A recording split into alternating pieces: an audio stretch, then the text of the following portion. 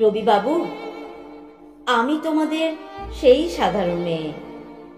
তুমি যে আমাকে নিয়ে অনেক লিখেছ, সাধারণ মেয়েদের দুঃখে ভরা কিস্সা, কবিতা, যে দুর্ভাগিনীকে দূরের থেকে পাল্লা দিতে হয় অন্তত ৫-৭ জন অসামান্যার সঙ্গে, অর্থাৎ সপ্তরথিনীর মার।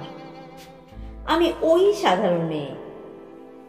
তোমার কবিতা আর গল্প গুচ্ছে পাতায় পাতায়, শিলাদহের ঘাটে, গ্রামের উঠোনে আমার কথাই তো ছড়িয়ে রয়েছে। অনেক লিখেছ, কিন্তু তোমরা কেউই আমাকে জিতিয়ে দিতে পারোনি তখন। ইতিমধ্যে কেটে গেছে ৭৬ বছর। দুঃখ মন্থন করে তীরে এসে উঠেছি তোমার সাধারণ মেয়ে। নিজের জোরেই আমি অর্জন করেছি পায়ের তলার মাটি, মাথার আকাশ।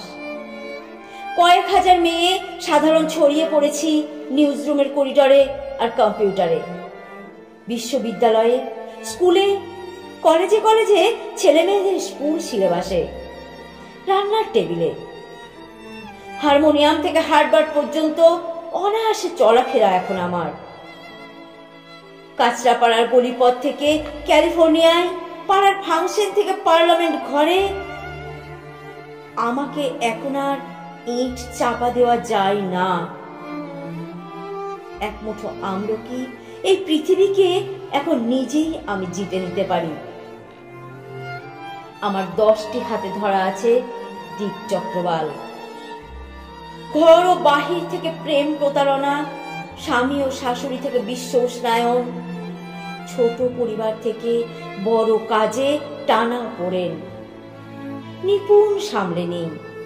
আমি দশভুজা। মালতী এখন আর হারিয়ে যায় না কোনো এক নরেশের উপেক্ষার মেঘে। রবিবাবু, দেখো, তোমার এই সাধারণ মেয়ে অসামান্য হয়ে উঠে ভাবাচ্ছে তোমাকে। তোমার এই সাধারণ মেয়ে অসামান্য হয়ে উঠে ভাবাচ্ছে তোমাকে।